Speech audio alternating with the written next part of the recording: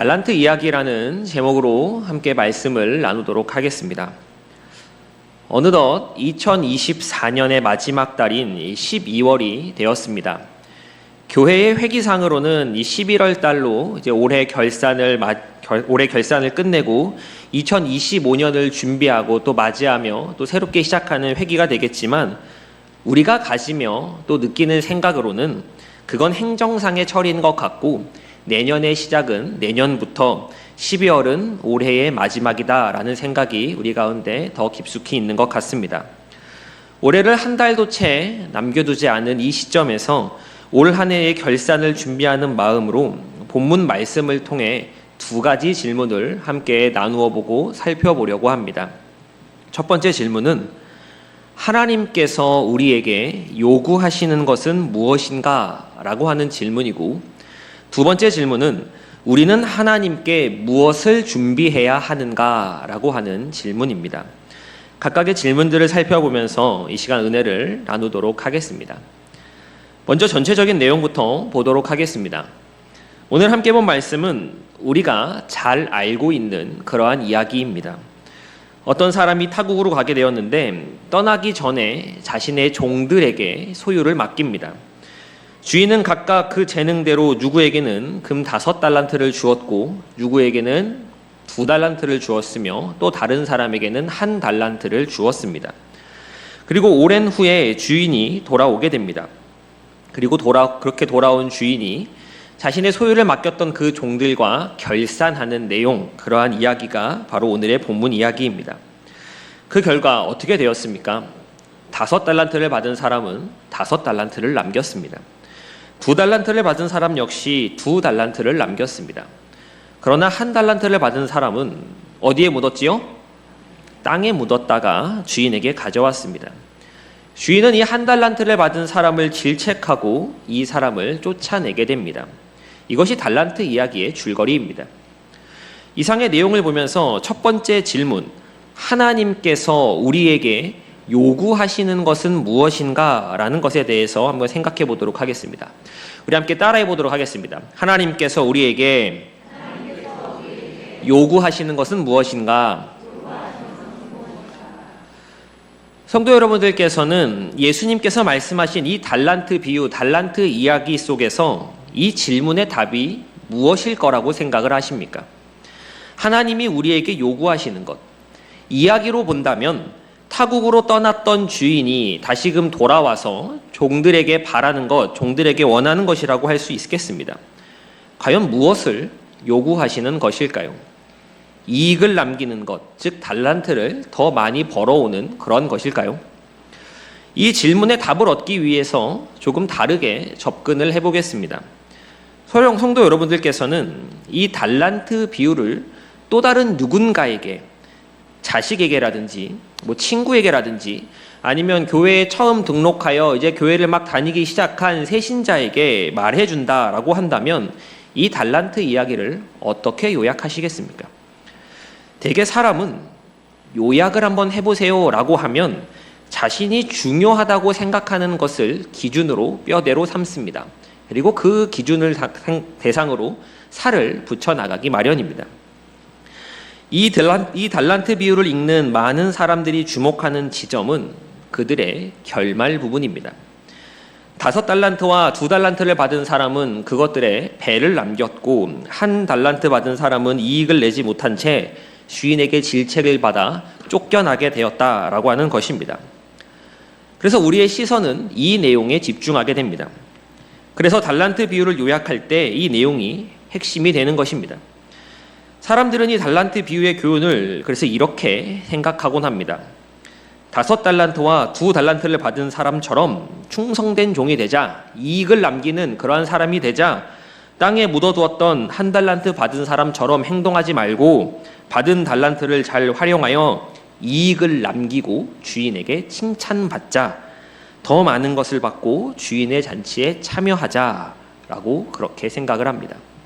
그런데 성도 여러분, 정말로 예수님께서 이러한 결론을 우리에게 주시고자 이 달란트 비유를 말씀하신 것일까요?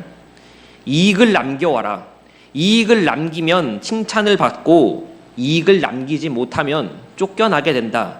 이 결론이 정말 복음적이다라고 이야기할 수 있겠습니까? 달란트 비유 앞에 나오는 말씀이 열처녀 비유에 대한 말씀입니다. 지금 예수님은 천국을 준비하는 자세에 대해서 말씀하고 계십니다. 그런데 이 상황에서 예수님이 우리에게 각자가 받은 달란트가 있는데 놀지 말고 게으르지 말고 잘 사용해서 좀 이익을 남겨와라 라는 목적으로 정령이 말씀을 하고 계신다라고 하고 볼 수 있는 것입니까? 하나님께서 우리의 각자에게 달란트를 주신 것은 우리를 통해 이익을 남기고자 하신 것입니까? 아니지 않습니까? 하나님은 장사꾼이 아니십니다. 우리를 통해 무언가를 더 얻고자 하시는 분이 아니라는 이야기입니다. 그런데 우리는 왜 이 비유를 보면서 이익을 남겨야 한다, 이익을 남기지 못하면 쫓겨난다라고 하는 것에 주목하는 것일까요? 그것은 우리가 하나님을 여전히 잘 모르기 때문에 그렇습니다. 달리 말하자면 하나님을 인간의 생각으로 재고 인간의 생각으로 판단한다는 이야기입니다. 이 달란트 비유 속에서 우리가 놓치고 있는 부분들이 있습니다. 우리 본문 말씀인 마태복음 25장 14절과 15절 말씀을 다시 한번 읽어보도록 하겠습니다. 시작. 또 어떤 사람이 그 종들을 불러 자기 소유를 맡김과 같으니 각각 그 재능대로 한 사람에게는 금 5달란트를, 2달란트를, 한 사람에게는 1달란트를 주고 떠났더니. 아멘. 이 말씀 안에는 그 어디에도 이익을 남겨오라라는 그러한 말이 없습니다. 또는 이 달란트를 어떻게 써야 한다라고 하는 이야기도 등장하지 않습니다. 주인은 떠나기 전에 그냥 이 달란트를 주었을 뿐입니다. 그 이후의 행동들은 종들 각자의 판단이지 주인의 명령으로서 그렇게 행동한 것이 아닌 것입니다. 비슷한 비유의 말씀이 누가복음 19장에 나옵니다. 거기서는 열무나 비유로 나오는데 달란트 비유와 내용 구성의 차이가 있지만 많이 흡사합니다. 여기에서는 주인이 종들에게 장사를 하라라고 이야기를 합니다. 그런데 장사를 하라고 하지 이익을 남겨와야 한다라는 말은 하지 않습니다. 남기지 못할 시에는 쫓겨날 것이다, 징계가 있을 것이다, 질책을 받을 것이다 라는 말은 성경 어디에도 존재하지 않습니다. 이 두 비유 모두 후에 주인이 돌아와서 종들과 결산했을 때 종들이 이익을 2배로 남긴 것이나 원금 그대로 가지고 돌아온 것은 그저 부차적인 내용일 뿐입니다. 그럼 결과물 때문이 아닌데 주인은 결산의 자리에서 왜 배로 남긴 종들은 칭찬을 한 것이고 묻어두었던 종들에게는 질책을 한 것일까요? 주인의 행동에 대한 답이 우리가 함께 생각해보고자 하는 첫 번째 질문, 하나님께서 우리에게 요구하시는 것은 무엇인가? 라는 질문의 답과 동일합니다.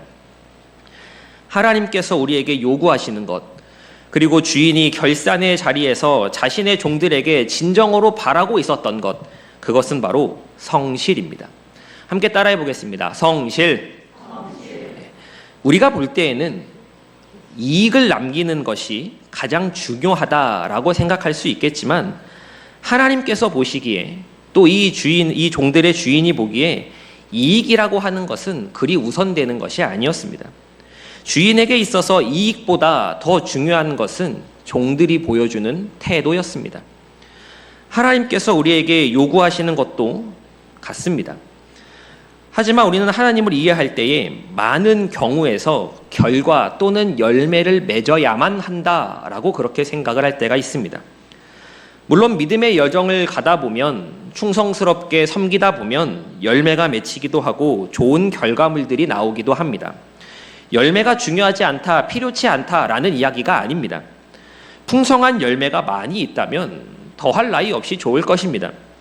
그런데 이런 것들은 모두 하나님이 하시고 하나님이 허락하셨기에 가능한 것이지 내가 잘하고 또 내가 잘나서 열매나 결과를 만들어내는 것이 아님을 우리는 다시금 기억할 수 있어야 합니다. 우리가 나의 나된 것을 누구의 은혜라고 고백을 합니까? 하나님의 은혜라고 고백을 합니다. 모든 것이 하나님의 은혜인데 열매나 결과를 어찌 하나님 앞에서 자랑할 수 있겠습니까? 성도 여러분, 신앙의 길에 있어서 또 믿음의 여정에 있어서 결과라고 하는 것들, 또 열매라고 하는 것들은 하나님께서 맺게 하시는 것입니다. 믿으십니까? 내 힘으로 열매를 좀 맺어보려고, 내 힘으로 결과물을 좀 만들어 보려고 그렇게 애쓰다가 정작 하나님의 뜻을 살피지 못한다면 그 얼마나 안타까운 일이겠습니까? 결과를 내놓고 열매를 가져와야만 칭찬받는다라고 하는 것은 세상의 논리입니다. 하나님께서는 우리를 대하실 때 세상의 논리로, 세상의 잣대로 우리를 평가하지 않으십니다. 하나님께서는 먼저 우리의 중심을 보시는 분이라는 것을 우리는 잊지 말아야 합니다. 어느 선교사가 오지에 있는 미전도 종족을 전도하기 위해 그곳에 가서 살며 평생 복음을 전했습니다. 그러나 그곳에서 복음을 받아들이는 사람은 한 명도 없었습니다. 그러나 이 선교사는 포기하지 않았고 목숨이 다하는 그 날까지 그 땅에서 복음을 전했습니다. 이 선교사가 죽어서 하나님 앞에 서게 되었을 때 하나님께서 무엇이라고 말씀하시겠습니까? 평생 동안 한 명에게 세례도 주지 못하였고 하나의 열매도 거두지 못했으니 너는 무익한 종이라고 그렇게 책망하시겠습니까? 그렇지 않으실 겁니다. 고생했다고, 애썼다고 그렇게 말씀하지 않으시겠습니까? 하나님의 평가 기준은 세상과 다르며 하나님의 결산 방식 또한 세상과 다릅니다. 그러나 참 안타깝게도 우리는 결과를 내고 열매에 매달리며 하나님의 기준보다는 세상의 기준을 더 우선시할 때가 많이 있는 것 같습니다. 성도 여러분, 성경에 나오고 있는 이 달란트 비유가 나오는데 이 달란트가 어느 정도의 가치, 얼마인지 혹시 알고 계십니까? 1달란트는 6천 데나리온입니다. 몇 데나리온이라고요? 6천 데나리온입니다. 근데 이 1데나리온은 노동자가 하루 일해서 하루 열심히 일하면 아침부터 저녁까지 일했을 때 받을 수 있는 노동자의 하루 품삯이 1데나리온이었습니다. 그러면 1달란트 6천 데나리온이다 라고 한다면 대략적으로 계산해 볼 때 이 6천 데나리온은 노동자가 가지는 20년치의 연봉에 해당합니다. 계산하기 쉽게 1년에 벌어들일 수 있는 연봉을 5천만 원이라고 가정을 해보겠습니다. 이 역시 대략 계산해 보면 1달란트는 오늘날 금액으로 얼마가 될까요?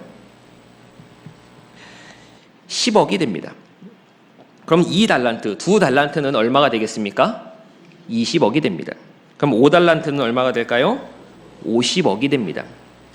물론 당시의 화폐 가치와 지금의 화폐 가치를 물가나 이런 것들을 전혀 고려하지 않은 채 단순 계산으로만 비교하여 이야기하는 것이 적절치 않을 수는 있겠지만 그래도 이해하기 쉽게 5달란트, 2달란트, 1달란트를 환산해 본다면 대략 이 정도의 금액입니다. 10억, 20억, 50억입니다. 어찌되었건 간에 이 금액이 정말 큰 돈이다라고 하는 것에는 다들 동의하실 겁니다. 그런데 주인은 이 돈을 종들에게 주었습니다. 아들에게 준 것이 아니라 누구에게 주었다고요? 종들에게 주었습니다. 상속자가 아니라 노예들에게 준 것입니다. 주인의 행동이 이해가 되십니까? 자신은 타국으로 멀리 떠났는데 종들에게 몇십억씩 쥐어주고 별다른 언질 없이 그냥 떠난 겁니다. 우리는 달란트 비유에 나오는 이 종들의 주인이 우리가 상상할 수 없을 만큼의 대단한 부자다라고 하는 것을 유추해 볼 수 있습니다. 쓰는 돈의 단위가 일반인과는 차원이 다른 그런 사람인 것입니다. 어디 멀리 떠나니까 몇만 원 쥐어주고 떠나는 것이 아니라 10억 단위의 돈을 쥐어주고 떠나는 그러한 주인입니다. 그런 사람의 관심이, 그렇게 돈을 주고 가는 그 사람의 관심이 이익을 남겨오는 것에만 있었겠습니까? 마태복음 25장 20절을 보면 5달란트 받았던 종이 주인과 결산을 할 때에 보고를 합니다. 우리 25장 20절 말씀 함께 읽어보도록 하겠습니다. 시작. 5달란트 받았던 자는 5달란트를 더 가지고 와서 이르되 주인이여 내게 5달란트를 주셨는데 보소서 내가 또 5달란트를 남겼나이다. 주인님, 제게 5달란트를 주셨는데 제가 또 5달란트를 남겨왔습니다. 제가 50억을 받았는데 50억을 더 벌어왔습니다. 그러자 이 보고를 들은 주인이 뭐라고 이야기할까요? 21절의 말씀 이어서 읽어보도록 하겠습니다. 시작. 그 주인이 이르되 착하고 충성된 종아, 내가 적은 일에 충성하였음에 내가 많은 것을 내게 맡기리니 내 주인의 즐거움에 참여할지어다 하고, 주인이 종에게 칭찬을 하는데 어떤 일에 충성하였다라고 이야기합니까? 적은 일, 옛날 성경으로는 작은 일에 충성하였다라고 표현을 합니다. 5달란트를 가지고 10달란트를 만들어 왔는데 50억을 가지고 100억을 만들어 왔는데 주인은 적은 일이다 또는 작은 일이다 라고 이야기하고 있는 겁니다. 이어서 2달란트 받은 종이 보고를 합니다. 이번엔 제가 읽어보도록 하겠습니다. 2달란트 받았던 자도 와서 이르되 주인이여, 내게 2달란트를 주셨는데 보소서, 내가 또 2달란트를 남겼나이다. 주인님, 제게 2달란트를 주셨는데 저도 2달란트를 더 남겨왔습니다. 제가 20억을 받았는데 20억을 더 벌어왔습니다 라고 말했습니다. 그러자 이 2달란트를 그렇게 가져온 종에게 주인이 뭐라고 얘기합니까? 23절은 다 같이 읽어보도록 하겠습니다. 시작. 그 주인이 이르되 잘하였도다 착하고 충성된 종아, 내가 적은 일에 충성하였음에 내가 많은 것을 내게 맡기리니 내 주인의 즐거움에 참여할지어다 하고, 주인은 똑같이 말합니다. 5달란트를 남긴 종에게 하는 칭찬이나 2달란트를 남겨온 종에게 하는 칭찬이나 모두 같습니다. 잘하였도다 착하고 충성된 종아, 내가 적은 일에 충성하였음에 라고 말합니다. 성경을 보시면 21절 말씀과 23절에 있는 말씀은 토시 하나 틀린 것 없이 똑같습니다. 무슨 의미입니까? 주인이 보기에는 5달란트를 남겨온 것이나 2달란트를 남겨온 것이나 다 적은 일이다 라고 하는 것입니다. 주인이 종들에게 하는 칭찬은 그래, 너 열심히 했구나, 잘했다 라고 하는 그러한 정도의 칭찬인 것입니다. 이게 전부입니다. 주인이 종들에게 바라는 것은 이익을 남겨오는 것, 무언가 결과물을 만들어 오는 것이 아니었습니다. 종들이 무언가를 남겨서 주인에게 이익을 가져오게 하는 것이 목적이 아니라는 이야기입니다. 주인이 1달란트, 1달란트를 받은 사람을 이 질책하는 장면을 보면 더욱더 분명해집니다. 주인은 이 1달란트를 받아서 땅에 숨겼다가 가지고 온 이 사람에게 이렇게 이야기를 합니다. 26절과 27절의 말씀 제가 읽어보겠습니다. 그 주인이 대답하여 이르되 악하고 게으른 종아, 나는 심지 않은 데서 거두고 해치지 않은 데서 모으는 줄로 내가 알았느냐? 그러면 내가 마땅히 내 돈을 치리하는 자들에게나 맡겼다가 내가 돌아와서 내 원금과 이자를 받게 하였을 것이니라 하고, 이 말씀을 보면서 에이, 이거 봐, 역시 주인이 이익을 못 내오니까 야단치는 것이네 라고 생각을 하신다면 지금 주인이 말하고자 하는 의도를 곡해하고 계시는 것입니다. 지금 주인이 말하고자 하는 것은 이 1달란트를 받았다가 숨겨놓았다 다시 가져온 이 사람에게 말하고자 하는 것은, 야, 내가 벌 돈으로, 돈을 벌 생각으로 너네에게 돈을 주었겠니? 내가 심은 것도 없는데 거두려고 하고 뿌리지도 않았는데 모으려고 하는 그런 사람으로 보였니? 내가 돈을 벌 생각이었으면 차라리 은행에다가 맡겼지 너네를 주었겠니? 라고 지금 이야기하고 있는 것입니다. 주인이 진정으로 종들에게 원했던 것은 돈을 얼마나 벌어오느냐가 아니라 자신에게 얼마가 주어졌던 간에 최선을 다하는 것, 바로 그러한 모습이었습니다. 주인이 이들에게 주었던 달란트는 그저 일을 위한 도구에 불과했습니다. 만약 받은 달란트로 장사를 했는데 실패했습니다, 망했습니다, 그래서 주신 원금마저 다 까먹었습니다 라고 할지라도 주인은 별로 상관하지 않았을 겁니다. 뭐 그거 얼마나 한다고 뭐 별일 아니니까 신경 쓰지 마라 라고 그렇게 이야기를 했을 겁니다. 주인이 1달란트 받은 사람을 질책한 것은 그가 남기지 않았기 때문이 아니라 그가 아무것도 하지 않았기 때문에, 즉 그가 성실하지 않았기 때문이었습니다. 그리고 한 가지 더 기억할 것은 주인이 타국으로 떠났다라고 하는 것입니다. 어디로 떠났다고요? 타국입니다. 오늘날처럼은 아니더라도 당시에 국경을 넘는 것이 옆집 가듯 동네 마실 다니듯 그렇게 쉽고 빠르게 왕래할 수 있는 것은 아니었을 겁니다. 주인이 타국에 갔다라고 하는 이 말은 주인이 이제 앞으로 내가 할 행동에 있어서 전혀 관여하지 못한다라고 하는 것을 전제합니다. 주인이 돌아와서 결산하기 전까지는 내 마음대로 할 수 있는 것입니다. 나를 감시하는 사람, 내가 눈치 봐야 하는 사람, 내가 마음 졸이며 뒷수습을 해야 하는 그런 상황이 지금 이제 없게 된 그런 것입니다. 주인이 무엇을 의도했는지 보이십니까? 주인은 자신이 자리를 비웠을 때, 그것도 먼 곳에 가서 한동안 돌아오지 않게 되었다라고 했을 때 내가 없는 상태에서의 종들의 모습을 보고 싶었던 것입니다. 내가 없어도 과연 이들이 성실한지 그렇지 않은지를 주인은 확인하고 싶었습니다. 이러한 상황에서 둘은 바로 가서 장사를 시작했고 다른 하나는 땅을 파서 묻었습니다. 3명의 종들 모두 주인이 가졌던 이 생각을 헤아리지 못했습니다. 그래서 자신이 하던 대로 평소에 가지고 있던 그러한 몽습대로 한 것뿐이었습니다. 다만 이 2명은 주인의 생각을 모름에도 불구하고 성실했고 다른 한 명은 그러지 못했다라고 하는 차이만 있었을 뿐입니다.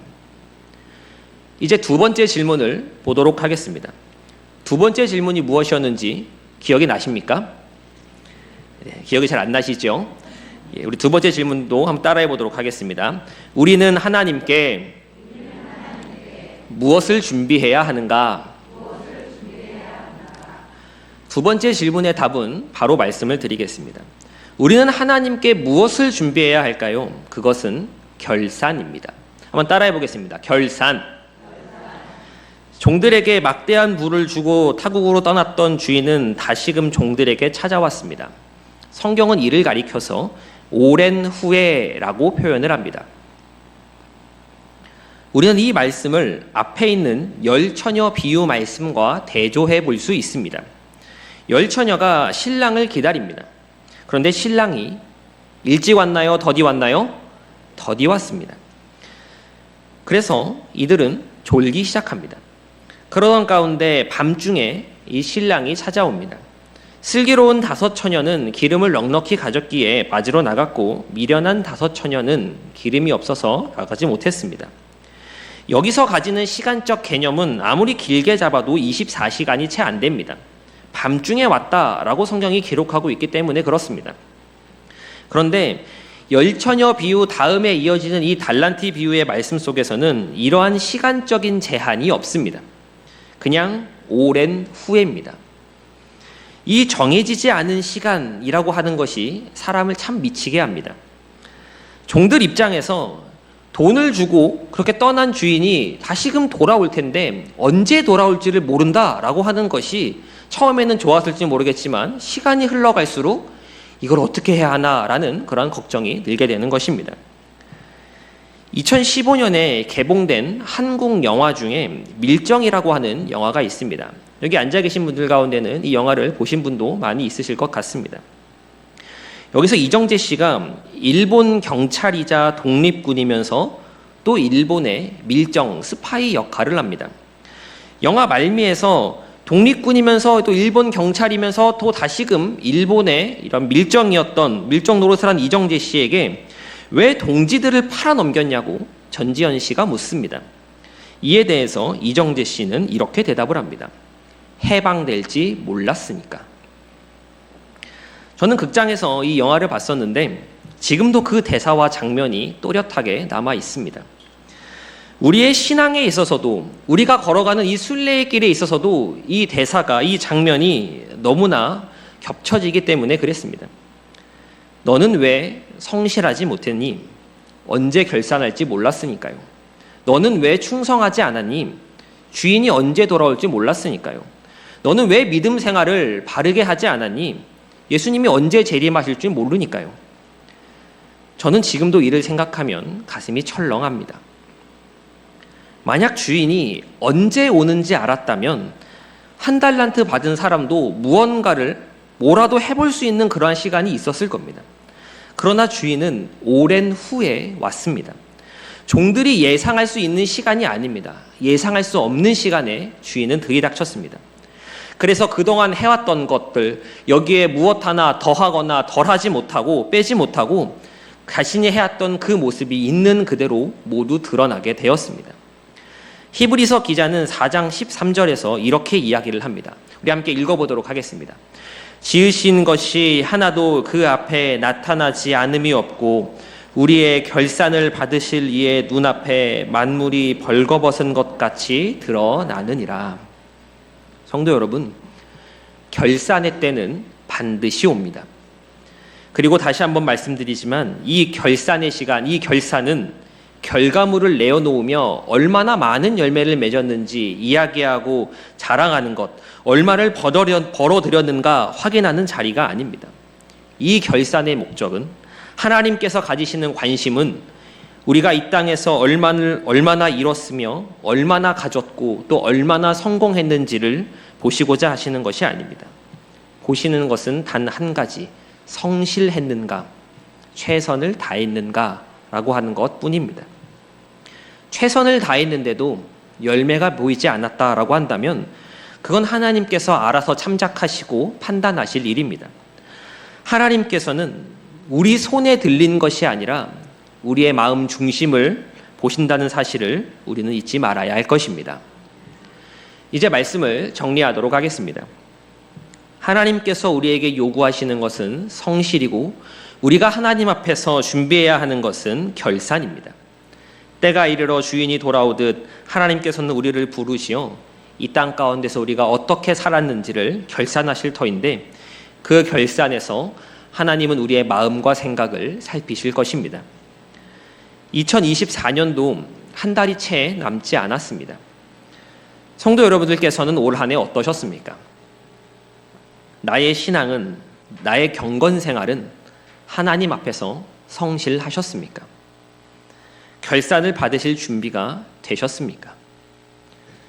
1달란트 받은 사람은 5달란트와 2달란트 받은 사람이 바로 가서 장사를 하는 모습, 무언가를 해보려고 하는 모습을 보았을 겁니다. 이를 보면서 그냥 나처럼 가만히나 있지 뭘 저렇게까지 하나라고 생각하지 않았겠습니까? 그러면서도 저 사람은 이렇게 일하는데 내가 뭐 가만히 있으면 좀 눈치가 보이니 뭐 하는 척이라도 했을지 그거는 모르겠습니다. 성도 여러분, 우리가 하는 신앙생활도 마찬가지입니다. 다른 사람은 잘 몰라도 나는 압니다. 내가 지금 1달란트 받은 사람처럼 살아가고 있는지 2달란트와 5달란트를 받은 사람처럼 살아가고 있는지는 하나님의 말씀이라고 하는 거울에 비추어 볼 때 선명하게 드러나게 됩니다. 우리는 지금 이 순간이 달란트 이야기 가운데 나오는 주인의 부재, 주인이 타국으로 떠난 상황과 같다라고 하는 것을 잊지 말아야 합니다. 내가 1달란트 받은 사람처럼 행동할 수도 있겠고 2달란트와 5달란트를 받은 사람처럼 행동할 수도 있을 겁니다. 그러나 중요한 것은 주인이 오랜 후에 다시 온 것처럼 하나님께서도 때가 이르면 이제 결산하자며 우리를 부르실 때가 반드시 온다라고 하는 것입니다. 그 앞에서 우리는 5달란트와 2달란트를 받은 사람처럼 주님을 맞이해야 하지 않겠습니까? 이미 주인이 돌아온 후로는 이미 하나님께서 자 이제 결산하자라고 부르신 그 순간에는 무언가를 다시 하기에 너무나 늦어버렸습니다. 하지만 지금은 시간이 있습니다. 지금이라면 고칠 수 있습니다. 주인이 돌아오기 전에 하나님께서 나를 결산의 자리 가운데로 부르시기 전에 내가 먼저 나 자신을 돌아볼 수 있습니다. 내가 만약 1달란트를 받은 사람처럼 그렇게 행동하며 살고 있었다라고 할지라도 다시금 고칠 시간이 있는 것입니다. 12월 금방 지나갑니다. 12월 지나가면 2025년을 맞이하게 될 것이고 몇 번 하다 보면 어느새 하나님 앞에 서 있는 자기 자신을 보게 될 것입니다. 지금이 기회입니다. 그리고 이 기회가 은혜입니다. 남은 한 달을 보내며 하나님 앞에서 자신을 결산해 보시고 연약하고 부족했으며 어리석었던 부분들이 있다면 하나님 앞에 회개하여 다시금 성실을 회복하시기를 소망합니다. 먼저 우리가 하나님 앞에서 성실할 때에 주님께 드릴 열매는 더욱더 풍성해질 줄 믿습니다. 다가오는 2025년을 준비하며 내년에는 내가 5달란트를 받은 사람과 같이 2달란트를 받은 사람과 같이 하나님 앞에서 성실하겠다 다짐하며 언제 주인이 돌아오더라도 주께 드릴 열매를 가득 안고 기쁨으로 맞이할 수 있는 저와 서울제일교회 모든 성도님 되시기를 간절히 소망합니다.